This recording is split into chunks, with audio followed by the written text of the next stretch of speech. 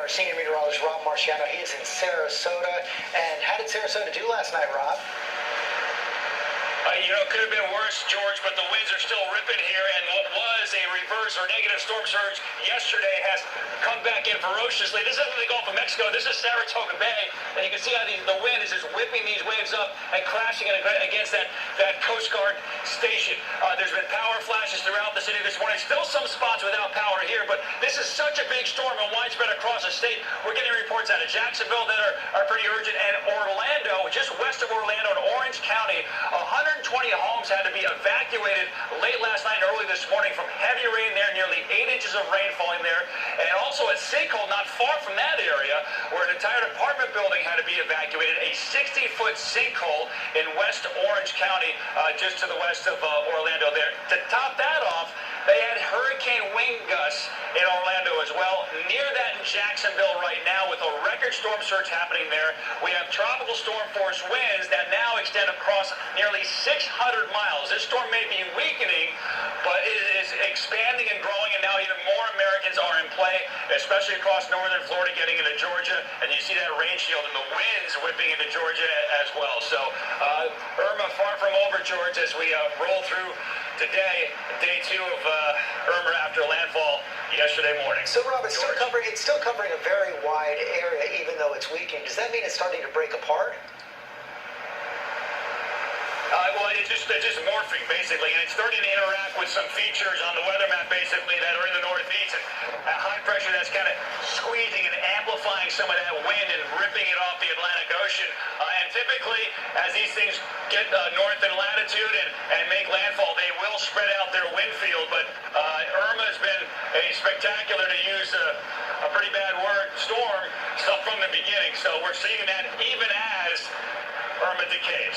George? Hey, Rob Marciano, thanks very much. Hey, Ginger, when you see the scene behind Rob right there, what goes through your mind? I think that's what I want people to see when they wake up this morning and hopefully know that it's not over. Because I think when they hear weekend, when they start to hear Category 1, they say, oh, okay, we're all right. But you could still do major damage there. You can still have power outages. You can still have debris flying. And so that's nice to be able to see that in a way. It's a strange word to use, but it's powerful. And it's so important for people to know that, because they have that low sense of security when they see something like that. As we know, tens of thousands of people across Florida are in shelters this morning. ABC's Victor Oquendo was with some of them as Hurricane Irma made landfall, and he joins us now from Naples with the conditions there. Good morning, Victor. Good morning, Robin, and this is where we rode out Hurricane Irma even before the most powerful winds arrived. Take a look what happened right here behind me. This is the main door, the main entrance here, this glass door to the shelter. It cracked at one point, and the National Guard had to put up that duct tape to patch it up and keep people away from this door and all the windows in this building. Thankfully, everyone here was safe throughout the storm. Let's give you the latest numbers. About 600 shelters opened up across the state, temporarily home to more than 200,000 people who were seeking refuge.